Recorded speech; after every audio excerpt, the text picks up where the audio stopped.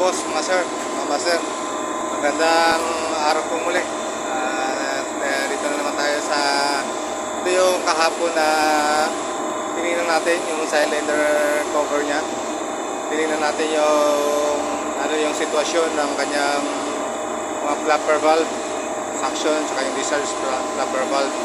So nakita na natin may mga putol na flapper valve sa suction at saka dun sa discharge. So yung kabila, nabuksan ko na rin kaninang umaga. So ito yung sitwasyon dito sa kabilang side. So dito makikita nyo to, itong compressor natin ay dalawang cylinder siya. So dito sa kabilang side, binuksan ko ngayong umaga. Ayun, nagkaroon ako ng mga putakti. Binahayan natin ito ng putakti yung loob ng ating ibabaw ng ating piston. Although yung natin ay pinaka-sleeve ng liner natin ay okay pa naman, wala sa masyadong kayod. So ibabaw lang yung at so pag tinignan natin yung ating valve plate dito sa may side ng suction, ayun siya. So mostly lahat ng suction valve ay mga flapper valve niya ay ubos. Ito lahat yung suction yan. So pag tinignan natin yung kanyang discharge, tingnan natin kung ano yung sitwasyon sa discharge flapper valve natin. So yan. So medyo okay pa naman yung ating discharge, wala siyang putol. And almost intact pa yung ating discharge flapper valve. So pagkaroon nito, palit naman to lahat.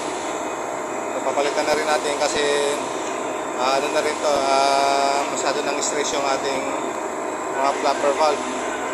Maliban lang dito sa suction, yung talaga putol. So halos lahat ng palit talaga to.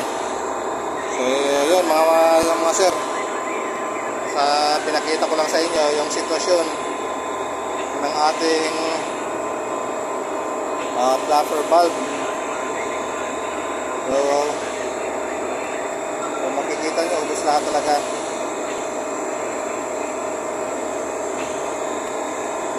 Ubos yung ating flapper valve sa suction. Kaya tingnan natin kung gagalaw yung ating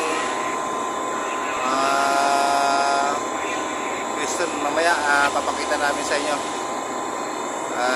Buksan na rin natin itong kabila para matisting natin yung sitwasyon ng ating piston at yung kanyang mga crankshaft na rin sa loob, pati yung mga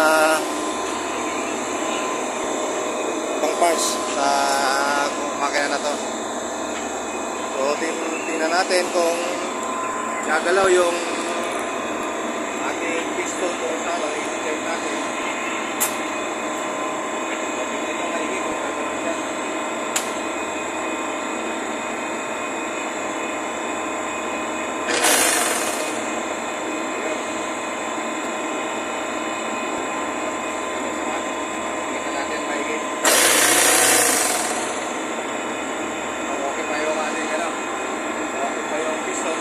Sa pinakatawag part ng piston binahaya ng putakti.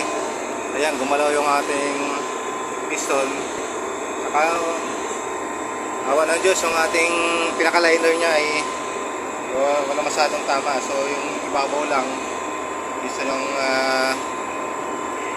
may problema talaga. So lilihain lang natin yan. Kung wala tayong piston pamalit, liliha-liha muna.